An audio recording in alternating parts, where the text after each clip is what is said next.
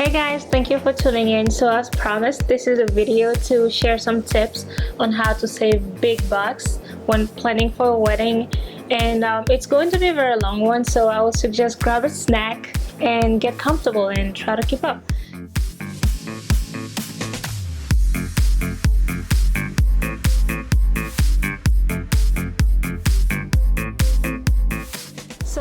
Before getting in the saving part, I just wanted to give some tips as to what to expect when planning for your wedding and the day of the wedding, from your bridal party, from your guests, and etc. So first of all, the first tip that I have is, remember, on the day of the wedding, remember to savor the moment and sort of like just live in the moment, because it goes by like that. I can't even remember a lot of stuff from mine because I feel like I was on another planet. So make sure to be in the moment, be present, and have fun. When it comes to saving, you'll need a lot of DIYs. Luckily, I'm in love with DIYs. I love arts and crafts, so that was actually fun for me to do. But if you'd like to save a lot of money when planning for your wedding, you'll need to get involved in a lot of DIYs. For our wedding, we did our own engagement shoot. He's good at photography, so he took care of the photo shoot. He also did the save the date. We did our own invitation cards. We did the bouquets, boutonnieres. We did the program. We did a lot of DIYs basically. For our programs, well, in the front you have our names and the date and the location of the wedding, and in the back you have the names of our bridal party, and then you have everything that went on during the ceremony. So that was another DIY project. And for the boutonnieres, I made them. This is what my husband wore during the wedding, and all the other guys had the same looking boutonniere. What to expect from your bridal party? My girls were sort of like all over the place because we all live in different states, and so we weren't really able to meet before the wedding besides the day before for the rehearsal. So basically we mainly communicated via text message and stuff like that.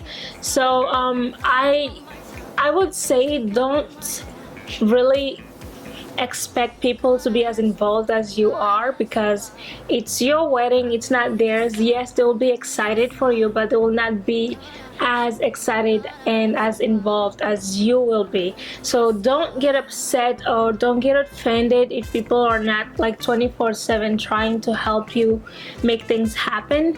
You basically have to take charge. If you don't have a planner, if you're planning your own wedding, I would say you have to be on top of things and don't expect people to do certain things basically. And as far as the guests go, being African, we have a whole different mentality. So guests, usually when they're invited at weddings, they try to have their own guests. So I would say to sort of like, I don't know, it depends on cultures, but that's what I had to deal with. So I had to really stay on top of it, and I had to basically, in the invitation, I had to specify how many seats were reserved for those people, so they will know not to invite their own guests. And before the wedding, after the RSVP'd, a week before the wedding, I made sure to check with them again to make sure that we were on the same page and they were not going to be surprising us with their own guests. So yeah, I would say to have that in mind a week before your wedding. Make sure, even if your guests are not that type, just make sure to check in, double confirm with people to make sure that they're still coming to the wedding first of all, because if they don't, you'll end up paying for no one basically. So now let's get into the saving part. So weddings have peak seasons, which goes from March to October, and then the dead season is from November to February. So basically that's during the winter when not many people want to get married during the winter because it's so cold.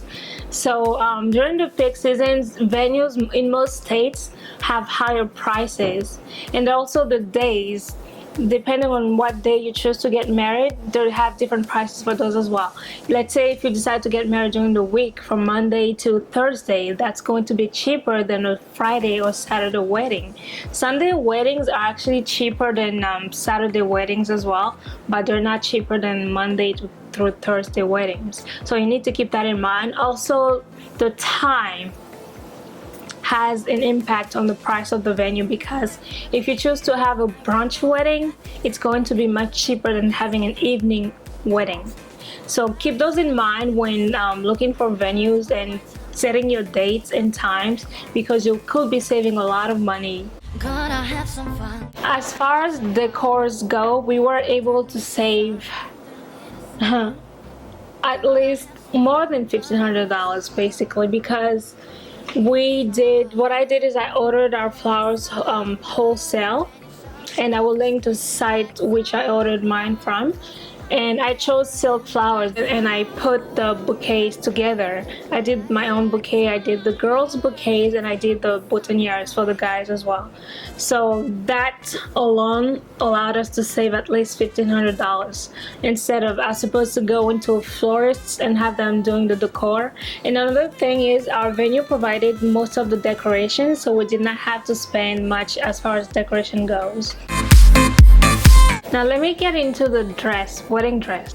However much you decide to spend on whatever in your wedding really depends on your values. It really depends on what's more important to you. For me, the wedding dress was not really important. I wanted something nice, but at the end of the day, it was something that I was gonna wear for about 2 hours for the rest of my life. And I did not want to spend $1,000 on something that I was gonna wear for 2 hours. So I opted for another option. Now you have different options as far as wedding dresses goes. I know there are some websites which rent wedding dresses. I didn't want a dress that someone else wore before, so that was out for me. They are obviously boutiques which sell brand new dresses, and those were too expensive for me given the fact that I didn't really care about spending that much money for something that I was gonna wear for 2 hours.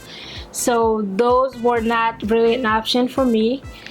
And so I started looking. I actually saw a website, and this is a shocker because it sounds risky, but I made sure to do my research and make sure that I was going with a company that I could trust. So I did a lot of research, and I found this company, which is they're based in China, but what they do is you find a dress that you like, a picture of the dress that you like, and you send it to them with your measurement. So I did that.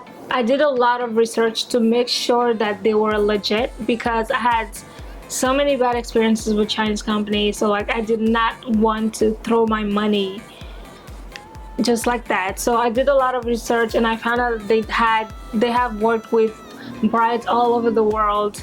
And so once I was really certain that they were legit, that's when I went with them. Normally, yeah, people are kind of like funny when it comes to Chinese company. Now you're gonna get your wedding dress for a Chinese company. For me, it didn't really matter as long as it looked nice, it was good quality. That's all I cared about. So I opted for that option, and I ended up saving a lot of money from doing that. So it really depends on you. If you don't want to go with a Chinese company just because it's a Chinese company, that's your choice.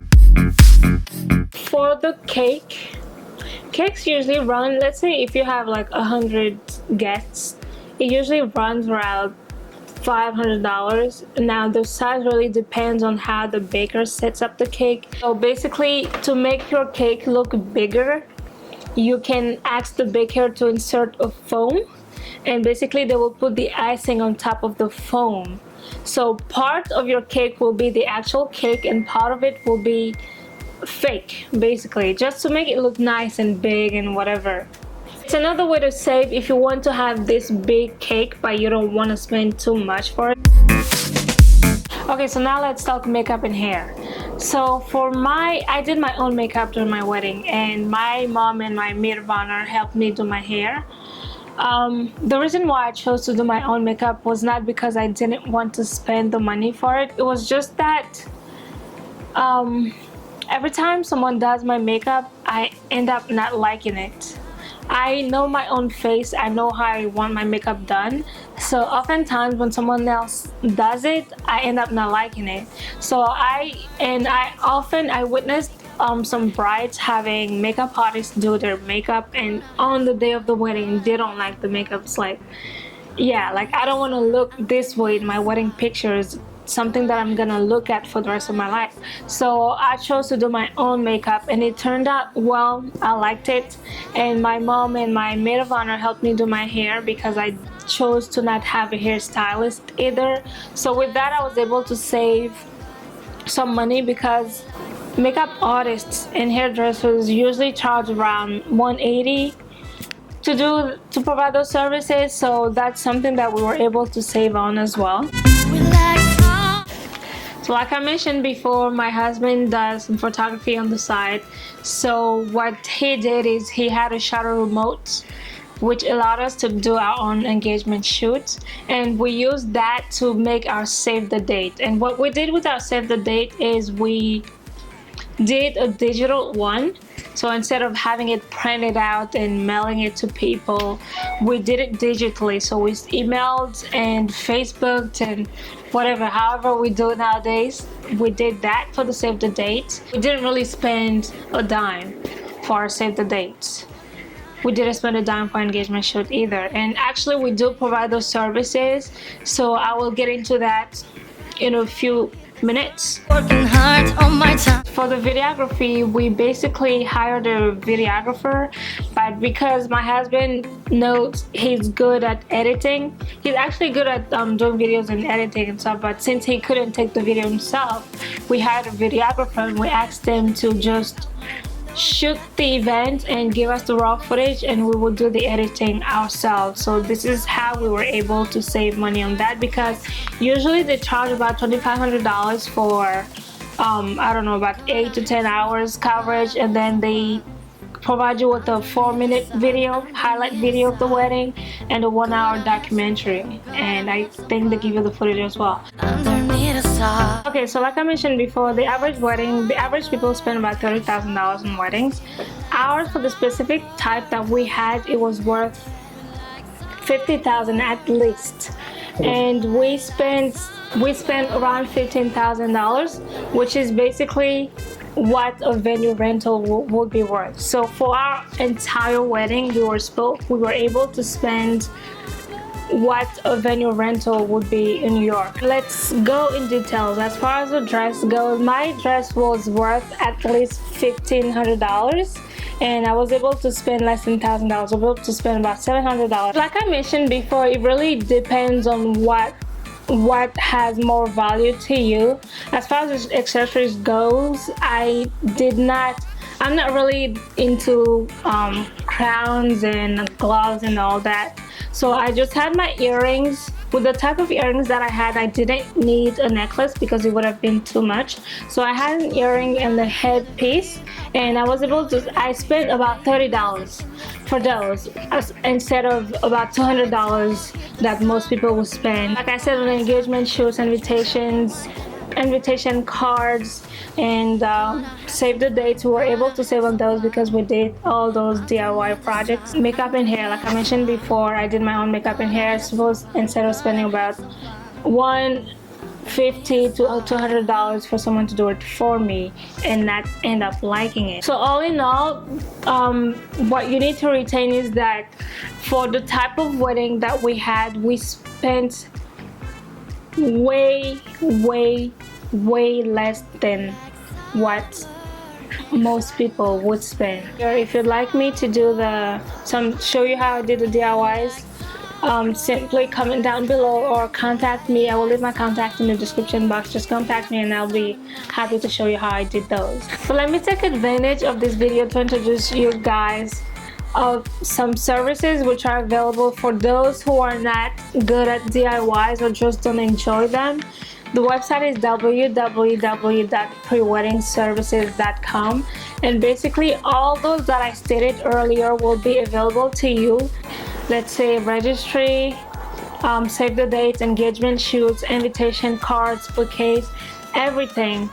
So using our services, you will be able to save as much as you would have if you were able to do DIY projects for yourself for your own wedding. So basically it's still a good way to save a lot of money, have a nice wedding which is worth a lot of money without having to spend the actual amount of money. Thank you for watching, and I'll catch you guys later.